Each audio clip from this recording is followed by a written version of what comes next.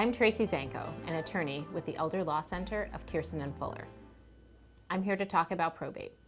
It is necessary to file a probate proceeding when someone passes away with assets that are titled solely in his or her own name that do not otherwise have designated beneficiaries on them. Common examples of probate assets include bank accounts without a designated beneficiary, stocks and bonds without a transfer on death designation, life insurance policies that are payable to the decedent's estate, and real property that is titled solely in the name of the decedent. If the decedent died with a valid last will and testament, the probate assets are distributed according to the will. If there is no will, the assets are distributed according to Florida's intestate succession statutes. The time it takes to complete probate is influenced by a number of factors, including the number and value of the assets, the number of creditors, and the volume of cases on the court's docket. In Florida, if an estate does not exceed $75,000, excluding the homestead property, and if all creditors are known, a summary administration may be opened. Summary administrations are generally quicker and less expensive than formal administrations. If an estate is valued at more than $75,000, and/or if unknown creditors exist, a formal administration is required.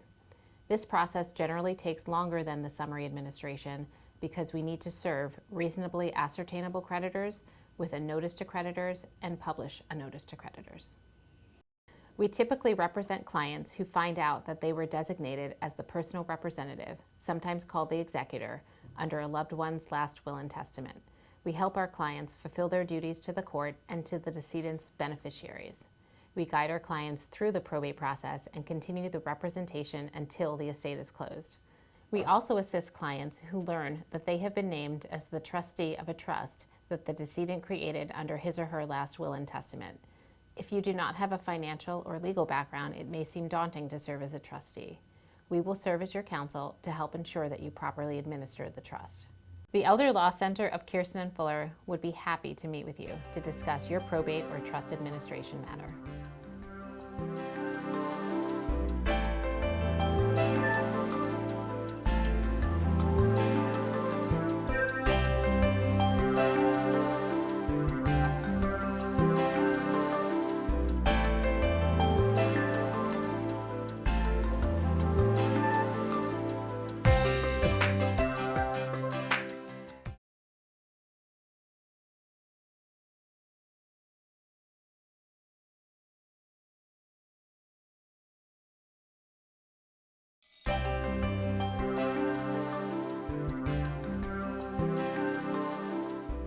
My name is Tracy Zanko. I'm an attorney with the Elder Law Center of Kirsten & Fuller.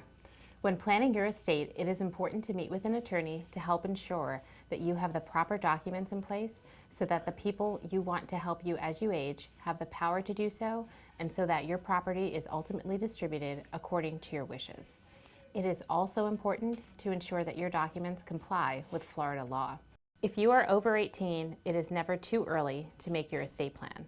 Likewise, if you are ever diagnosed with dementia or start showing signs of diminished capacity, you should immediately create an estate plan so that you make sure that your wishes for your future care and the distribution of your property are properly documented.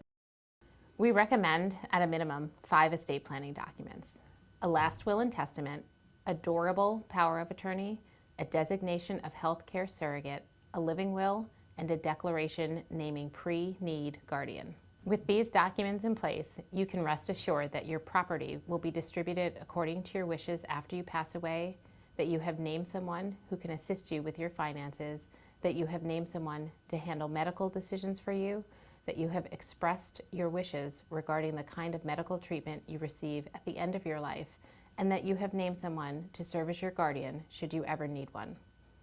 A last will and testament. This is your statement directing how your property should be distributed after you pass. Your will designates a personal representative who is responsible for handling your probate. A durable power of attorney. This is a legal document used to delegate authority to another person. In the document, you grant a named agent the right to act on your behalf. A designation of healthcare surrogate. This is a type of advance directive in which you appoint someone to make healthcare decisions for you if you are unable to do so. A living will. This is another advance directive in which you instruct medical providers about your wishes for treatment at the end of your life. A declaration naming pre-need guardian. This document allows you to name someone to act as your guardian should you ever need one. It is also an opportunity to specify if there is someone that you do not want to serve as your guardian. The Elder Law Center of Kirsten and Fuller understands that every client is an individual with unique needs and life circumstances. We would be happy to meet with you to discuss your legal needs and to work with you to create a comprehensive estate plan.